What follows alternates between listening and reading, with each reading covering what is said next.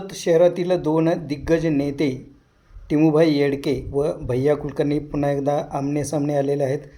Petrol पंपाच्या जागेच्या वादावरून टिमूभाई येडके यांनी लक्ष घातले असून कुलकर्णी यांच्या पेट्रोल पंपाचे रेखांकन रद्द करण्याबाबतचा आदेश जिल्हाधिकारी यांनी दिला आहे. मात्र राजकीय दबावातून मुख्याधिकारी व नगराध्यक्ष सदरचे रेखांकन रद्द करीत नाहीत, अशा प्रकारची टीका टिमूभाई येडके यांनी केलेली आहे.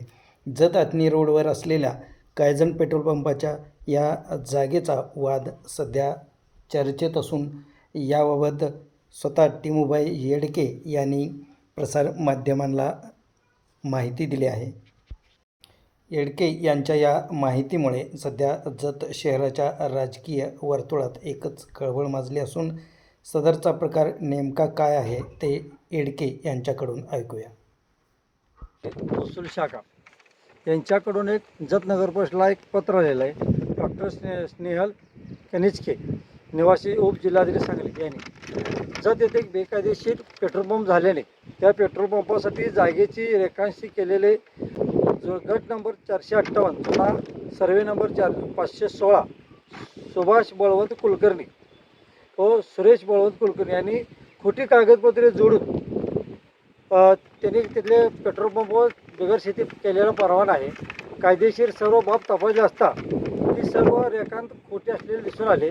शासनाने तपासले असता रेखांश आदेश घेतला की रेखांश घेतलेले नाहीत व रेखांत रद्द करण्याचा अधिकार महाराष्ट्र शासनाला आहे.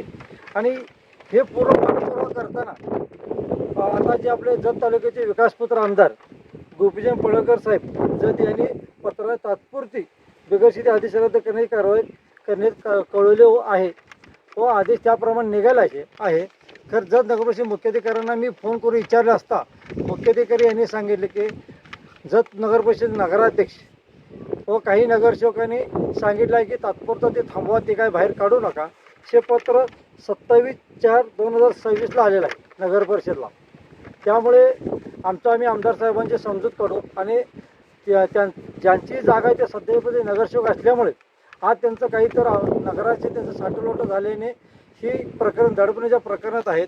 तर आमदार साहेबांनी जाती लक्ष घालून आपले कोणकोण नगरसेवक नगराध्यक्ष यांच्याशी सत्य पडताळून घेऊन या लगेच कारवाई करून ह्या गोष्टीला त्यांच्या पेट्रोल पंपावर कारवाई करावी.